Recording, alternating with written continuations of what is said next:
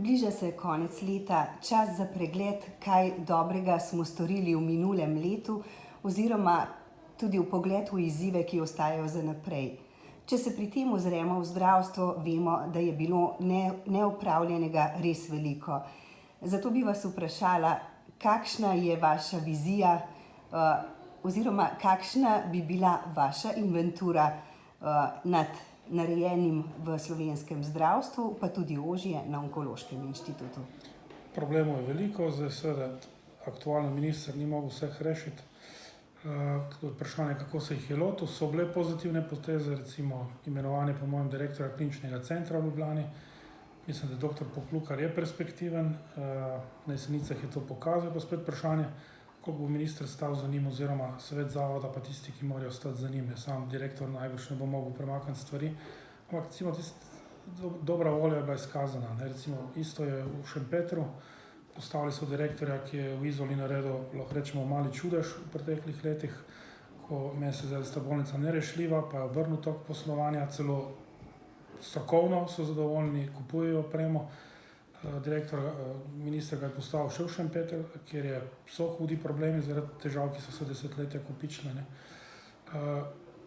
Recimo zame je zgled klinični center Maribor, tam mislim, da na račun sveta zavoda, ki ga vodi gospod Germič, so pokazali, recimo isto mariborski klinični center je tonil, utapljal se v pomanjkanju ljudi, odhajali so zdravniki, odhajali so kirurgi, ampak so obrnili ta tok, anestezistov kar naenkrat ne potrebujejo več mednarodnih firm, da hodijo v operacijske, da lahko operirajo. Se pravi, so pozitivni zgledi, je pa tudi veliko negativnih. Žal je bil tudi onkološki.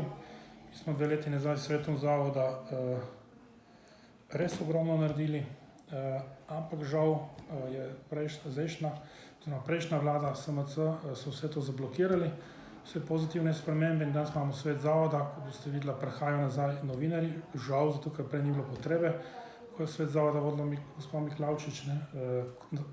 Neverjetno je, kar smo naredili v 4 letih prejšnjega sveta zavoda, kako se je zrušilo v teh 2 letih, ampak se pravi, zopet pozitiven impuls, da je vlada pristala na zamenjavo 3 ljudi, ki so najbolj blokirali delo.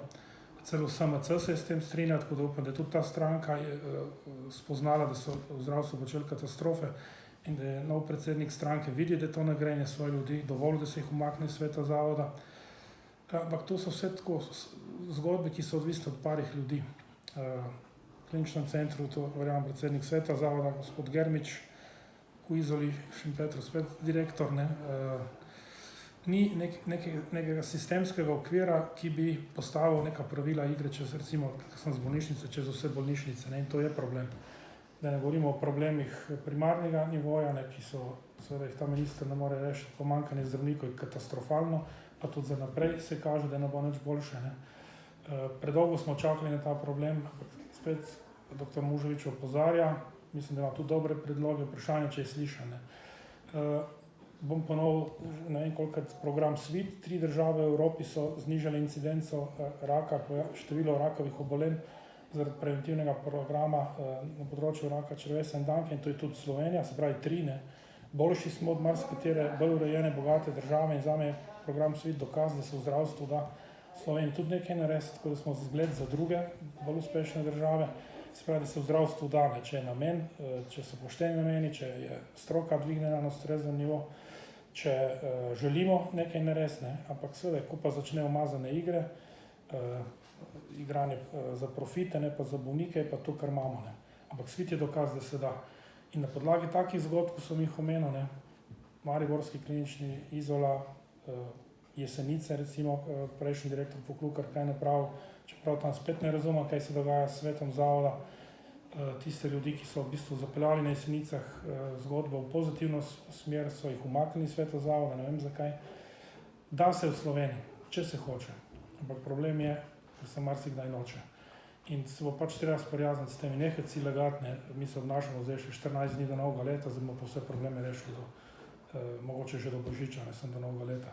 Da se narediti, ljudje so, ki bi to želeli, ampak mora politika v zadnji stati podpirati. Pod prejšnjo vlado je žal SMC vse blokiral. Stranka morale, etike in ne vem še česa, za katero smo vsi mislili, kaj bi naredili, so v bistvu se izkazali, da so bili podaljšek zdravstvene mafije in da so vse tisto, kar smo pričakovali, blokirali, ne pa porivali, razvijali naprej. Jaz upam, da na podlagi teh zgodb, da bomo v naslednjem letu stvari zapeljali boljše, je pa seveda izkušnja iz preteklih let pa slabe. Tako da preveč ni za pričakovati. Jaz sem zadovoljen že z majhnimi spremembami. Kot na onkološkem smo dokazali, da se da z dobrim funkcioniranjem sveta zavoda onkološki, mislim, da je imel več dobička kot vse slovenske bolnice skupaj, kar naenkrat pa težave. Pravilnik o notranji organizaciji se ne da sprejeti, zato ker bi ljudje, ki so tukaj leta in leta brez odgovornosti počnejo kar hočejo, lahko jih tudi kriminalisti vozijo, so nedotakljivi. Če bi pa sprejeli pravilnik o notranji organizaciji, bi uvedli mandate, pravila igre, definirali odgovornost in pristojnosti, predvsem odgovornost, kar zdaj ni, se pa ne da. Ampak to, se pravi, morali bi imeti en splošen okvir za vse bolnišnice, pravila igre in ne morem posameznik znotraj ene bolnice zablokirati tak razvoj. To bi moral veljati pravila za vse in to ni noben izum, to vam znajo menedžerji, ekonomisti spisati v 10 minutah, kako mora biti bolnica urejena, ampak se ne da, zato ker se noče. Če bo vlada, če bo minister to sprejel, se pravi, na parih mestih je dokazal, da ima namene, čeprav bi lahko naredil več. Če bi to sprejeli, mislim, da bi kakšnih brez velikih stroškov z boljšo organizacijo bolnišnic v zadovoljstvo bolnikov in v zadovoljstvo tudi zaposlenih, pa mislim, da bi se tudi čakalne začele z boljšo organizacijo skrajševati. Če pa kaos, je pa kaos, ne moreš pričakovati izboljšanja. In katere so ključne poteze, ki bi jih, če bi imeli to moč, potegnili na Onkološkem inštitutu, da bi delo z bolniki, da bi skrb za bolnike lahko tekla nemoteno? Danes imamo svet zavoda, potrebno je postaviti predsednika sveta, začeti takoj delati na pravilniku notranji organizaciji, zahtevati odgovornosti za določene zgodbe, recimo pomanjkanje zdravila karboplatina, kako se lahko zgodi, da se ve nekaj dni prej, pa prej je bolnik v bolnici, se mu šele v čakalnici pove, da ni zdravila in ne gre domov. Nekdo mora odgovarjati, še zmeraj trdim, mora odgovarjati ljudje za vse zgodbe iz preteklosti. Zdaj sem dokazal, danes bom še pokazal, kako je Jana Žličar podpisala sporazum na ministrstvu o prevzemu Onkološkega inštituta, v katerem piše, da napake v gradnji še niso odpravljene, vse napake v gradnji, čez 10 dni je pa že z SCT podpisal sporazum, da so vse napake v gradnji odpravljene. SCT v 10 dneh vse naredil in to konec avgusta, ko je visoka sezona dela, tak ljudje nima več kaj iskati v zdravstvu. Ona je šla ven iz sveta zavoda, zmeteti jih je treba tak ljudi, vse po vrsti, vseh svetov, iz vseh vodilnih funkcij in začeti na drugo zgodbo. Mislim, da pozitivnih ljudi, tudi z določenim znanjem, čeprav so plače na teh upravnih mestih v zdravstvu žal prenizke, da bi privlačile zelo sposobne menedžerje, da se dane. Če bomo začeli delati na pravilniku, odgovornost za nazaj, mislim, da bomo potegnili onkološki spet v tiste vode, v katerih je bil pred recimo 2-3 leta nazaj. Če pa ne bo pa to, kar bo danes, točke dnevnega reda so iz težave v težavo. Ta težava, druga, tretja, četrta težava in danes ne bomo nobene rešili. In sploh ni bilo nobene potrebe, da te težave nastanejo. Bomo videli, če bojo novi člani sveta pripravljeni tako delati. Če pa ne bojo, ne bojo. In če se samo na hitro ozreva še na vso Slovenijo, tik pred začetkom seje sveta zavoda, na vse to seveda opozarjate tudi zdravniki, ki ste se združili v projektu, v katerem opozarjate na anomalijo v sistemu in zahtevate ureditev razmer. Se tu vaše aktivnosti nadaljujejo tudi v prihodnje? Vse, čeprav jaz bi si želel malo bolj aktivno, predvsem pa, tako kot smo delili iniciativi zdravnikov, da pridemo vam s predlogi, da ne samo opozarjamo na anomalije, nepravilnosti, ampak da pridemo tudi s predlogi.